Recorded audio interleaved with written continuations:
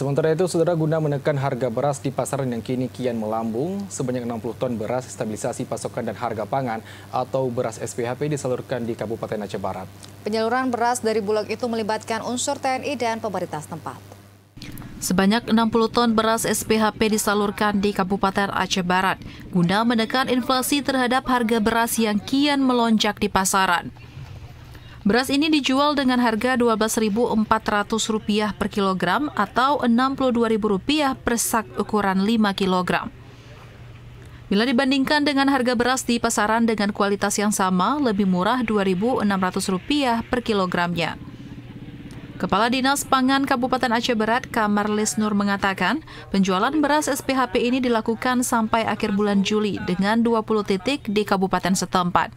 Itu harga yang terpantau dengan kami itu sekitar harga 14.500 sampai dengan 15.000. Dan itu menurut hasil hitungan kita itu naiknya sekitar 14,5% sampai 15%. Dan ini merupakan harga yang tinggi ya bagi masyarakat miskin.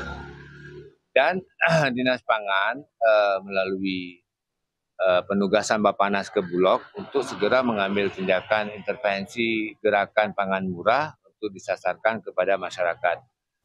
Saat ini harga beras di pasar Kota Melabuh mengalami kenaikan hingga beberapa persen dari biasanya, sehingga pemerintah melakukan pendistribusian beras SPHP sebagai salah satu solusi untuk menstabilkan kembali harga beras. Dari Aceh Barat, Ashar TVRI Aceh melaporkan.